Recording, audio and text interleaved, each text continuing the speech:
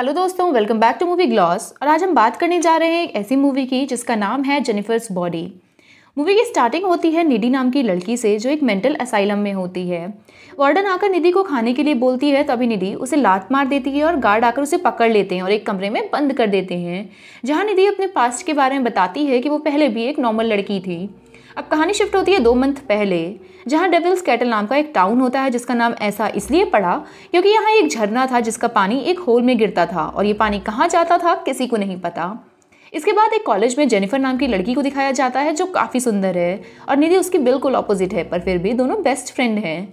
निधि का एक बॉयफ्रेंड होता है चिप, पर निधि उससे ज़्यादा जेनिफर के साथ टाइम स्पेंड करती है। जेनिफर निधि को शाम को पार्टी में चलने को बोलती है, पर निधि ये कहती है कि शाम को उसके बॉयफ्रेंड से मिलने जा रही है, तो जेनिफर उससे रिक्वेस्ट करती है पार्टी में चलने को और निधि रेडी हो जाती है, पर यह बात चिप को अच्छी नहीं लगती। इसके बाद दोनों पार्टी में जाती हैं। वहाँ जेनिफर निकोला से मिलती है जो एक बैंड का सिंगर है। जेनिफर ड्रिंक लेने जाती है और इधर निकोला उसके बारे में अपने बैंड वालों से गंदी बात करता है जिसे निधि सुन लेती है और जेनिफर को बताती है, पर वो निधि की बात नहीं सुनती और निकोला पे भरोसा करती है। इसके बाद अचानक वहाँ आग लग जाती है और बड़ा धमाका होता है। निधि और जेनिफर अपनी जान बचाकर बाहर आते हैं, तभी वहाँ निकोला आता है और जेनिफर को उसके साथ ले जाता है। निधि अपने घर आ जाती है और सारी बात चिप को बताती है। तभी अचानक कोई डोर नॉक करता है। निधि जाकर देखती है पर वहाँ कोई नहीं रहता। तभी उसे किचन से आवाज़ आती है और वहाँ देखने पर उसके सामने जेनिफर आ जाती है जो खून से लथपथ रहती है और उसके बॉडी पर कट होते हैं। तभी वो अचानक फ्रिज से कच्चा मांस निकाल कर खाने लगती है और उसके मुंह से काला पानी निकलने लगता है। फिर वो दुखी होकर वहाँ से चली जाती है। अगले दिन कॉलेज में निधि जेनिफर से मिलती है। वो बिल्कुल ठीक रहती है। निधि को ये सब समझ नहीं आता। वो जेनिफर से रात के बारे में पूछती है। तभी वहाँ प्रोफेसर आ जाते हैं। अगले सीन में फुटबॉल टीम के कैप्टन को दिखाया जाता है जो क्लब में मरे उसके दोस्तों को याद करता है और दुखी होता है। तभी वहाँ जेनिफर आती है, उसे लेकर जंगल में जाती है। वो उसके साथ फिजिकल होने की कोशिश करती है। तभी वहाँ बहुत जानवर आ जाते हैं और जेनिफर उस लड़के पे हमला कर देती है और उसे मार देती है।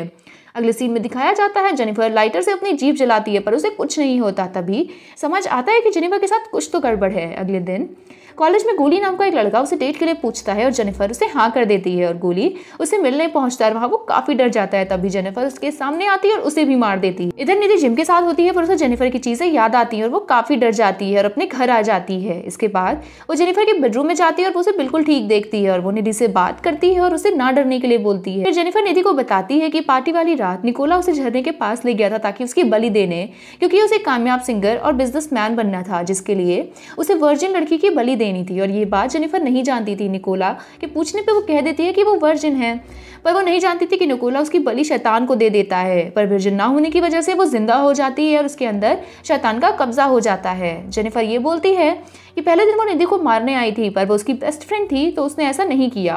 अब निधि जेनिफर को वहाँ से चलने को बोलती है। जेनिफर वहाँ से चली जाती है। अगले दिन सीन दिखाया जाता है जिसमें निधि लाइब्रेरी में सर्च करके बुक पढ़ती है जिससे उसे पता चलता है कि उस बैंड ने जेनिफर को वर्जिन समझकर उसकी बलि शैतान को दी थी, पर उस शैतान ने उसे स्वीकार नहीं किया और उसकी बॉडी पे कब्जा कर लिया। निधि ये सारी बात चिप को बताती है पर वो उसकी बात नहीं मानता। अगले दिन कॉलेज में फेस्टिवल होता है और सभी तैयार होकर आते हैं। निधि भी तैयार होकर चिप का वेट कर रही है पर उसे चिप को लेकर डर होता है कि कहीं जेनिफर उसे भी ना मार दे। इधर चिप अकेला ही पार्टी में आता रहता है। उसे रास्ते में जेनिफर मिलती है और वो निधि के बारे में गलत बातें बताती है। चिप काफी दुखी हो जाता है तो वो उसे अकेले में लेकर जाती है और क्लोज होने की कोशिश करती है, पर चिप मना कर देता है क्योंकि वो निधि से सच्चा प्यार करता है। जेनिफर उस पर हमला कर देती है और उसे मारने की कोशिश करती है। तभी वहाँ निधि आ जाती है और वो खुद जेनिफर पर हमला कर देती है और लड़ने लगती है, पर चिप उसी टाइम जेनिफर की बॉडी में एक रॉड घुसा देता है और वो वहाँ से भाग जाती है, पर चिप की भी मौत हो जाती है। इस बात से निधि बहुत दुखी होती है और उसे बहुत गुस्सा आता है। वो सीधा जेनिफर के घर पहुंचती है। वहाँ दोनों की काफी लड़ाई होती है और जेनिफर निधि के हाथ पर बाइट कर लेती है और निधि तभी चाकू को जेनिफर के सीने में उतार देती है जिससे उसकी मौत हो जाती है, पर ये जेनिफर की मां देख लेती है और निधि को पुलिस के हवाले कर देती है। अब स्टोरी प्रेजेंट में आती है और दिखाया जाता है कि जेनिफर ने निधि को बाइट किया था जिस वजह से कुछ शैतानी ताकतें निधि के अंदर भी आ जाती हैं। वो असाइलम से भाग जाती है और झरने पे आके वो चाकू उठाती है जिससे निकोला ने जेनिफर को मारा था और वो सीधा निकोला के बैंड के पास जाती है। ये काफी पॉपुलर हो चुके होते हैं लेकिन उसी दिन अचानक इन सबकी मौत हो जाती है। सीसीटीवी फुटेज से पता चलता है कि ये सब निधि ने किया है क्योंकि इन लोगों की वजह से ही उसने अपने बेस्ट फ्रेंड और बॉयफ्रेंड को खोया था और यहीं पर ये कहानी एंड हो जाती है। दोस्तों, आपको ये मूवी कैसी लगी हमें लाइक और कमेंट करके बताइएगा और अगर आपको हमारा चैनल पसंद आए तो प्लीज़ हमें सब्सक्राइब करिए।